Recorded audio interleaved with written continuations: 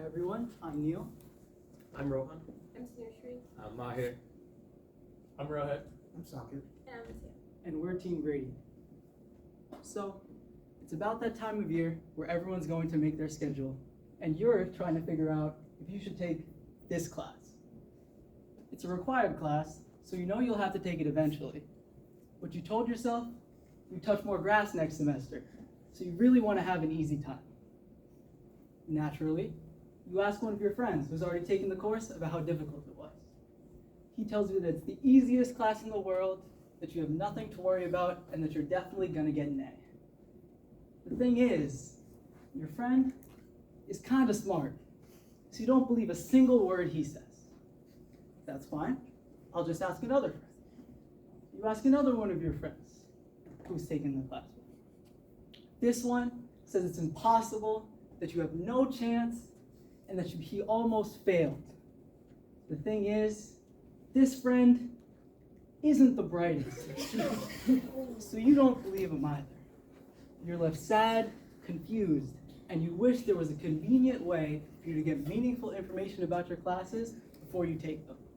This is where Grade-ient comes in. Okay, so we're Grade-ient. So basically what we do is we have an app that takes in a different requirements, such as the graduation requirement of a person, the professor ratings scraped from different places, such as Rate My Professor and the SIRS database that we fill out every mid-semester, as well as the difficulty of the classes that we analyze through our heuristic search, and that outputs a 4-year plan for you, customized by the person, by the difficulty of courses, difficulty of professors, and it helps you become an engineer. Let's talk about the data now.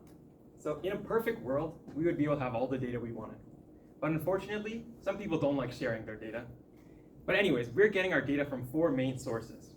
The first one being the classes API, which is actually a really good source. This is where WebReg, if you've seen, gets all of its data from. Essentially, this is just a big list of every single class in the entire university with important information like the professor who teaches it, the number of sections, and the prerequisites. And we can pretty easily access this. The next is SIRS, or the Student Instructional Rating Surveys. And these are the surveys that everyone is supposed to fill out at the end of their semester, which hopefully you have been filling out.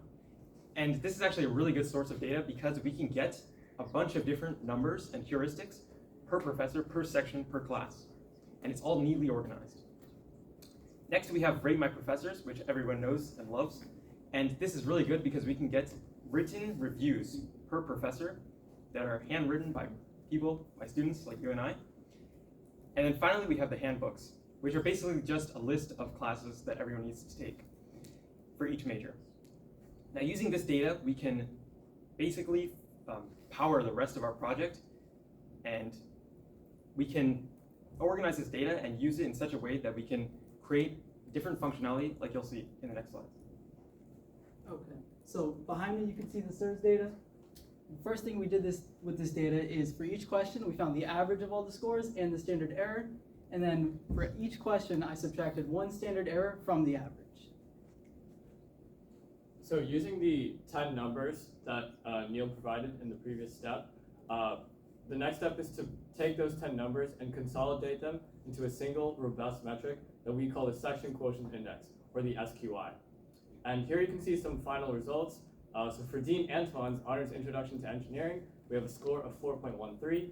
And for Professor Molnar's Calc 3, we have a score of 3.58. And below, you can see the mathematical algorithm that we developed. This is likely going to be the algorithm that we stick with, though it may be subject to change. Okay, now let's talk about Rate My Professors. Now, everyone knows that Rate My Professors has really good reviews per professor, but like, who wants to sit there reading through thousands and thousands of reviews, right? Now, we can use these reviews in a really smart way, okay? Let's say we have a professor's name. Like, let's use our great professor, Dean Antoine, okay? And we access his Rate My Professors page. Now, we can take all these reviews using something called Selenium, scrape them, and put them into a text file, and we can even put a prompt in the beginning of this file. Then, using the power of generative AI, we can take all of these reviews and summarize them into like 1 or 2 sentences that give a really good overarching summary of the professor and highlight all of the most salient features or the greatest features about this professor.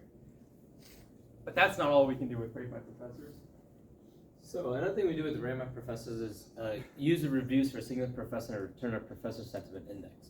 So Rate My Professors allows students to rate a professor on a scale of 0 to 5. However, the score isn't very indicative of how well a professor is, and the adjectives and words used to describe them in their reviews are. This is where sentiment analysis comes in. So once we scrape the data and have it in a singular text file for one professor, we're able to utilize a pre-trained AI model to identify negative and positive words and create a sentiment score. The score is then normalized on a scale of 0 to 5 and output as a result. For example, Antoine had a 4.28 and Molnar a 2.91. So obviously we have a lot of data, whether it's from SIRS or Rate My Professor, we need a way to store it. And that's where this database structure comes from. We first start with a classes database table that will store all the classes that a student can take. Each class will be represented by a course code given to them by Rutgers University. Then this classes table points to a professor table where all the professors will be stored, and each professor will be represented by the NAG. So now the scheduling algorithm, which is basically the heart of our entire thing. So we start and we take in user input, where we take in, okay, what's your major, what AP classes have you already taken, what are different activities that you've already done, and we take that in and then we basically normalize that data, and then we do data pre-processing on it by eliminating whatever we don't need. And then finally, the most important part is that we put this into a heuristic search. And basically the point of that is to maximize the professor ratings and minimize the difficulty of the classes.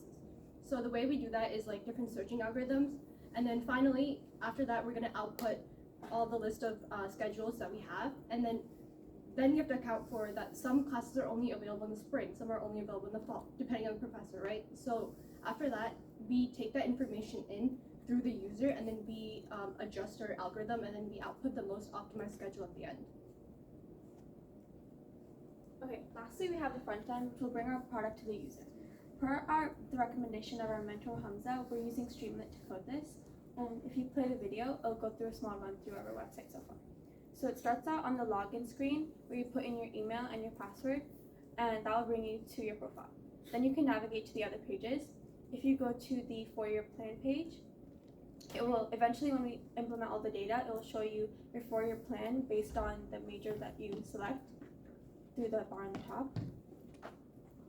And then if you go to the professor lookup page, eventually we're going to also add course lookup here, and you can basically look up any professor or course and then get their corresponding data for that. And then lastly, we have the scheduling page, which will show you your schedule for the semester. Okay, so what's left to do? Well, we need to test our scoring algorithms from Rate My Professor answers on large chunks of data to make sure they work. We need to finish the scheduling algorithm, we need to finish the front end, and finally, we need to bring everything together so hopefully we'll have a nice, beautiful finished product for the final presentation. Thank you, and any questions we'll take them now.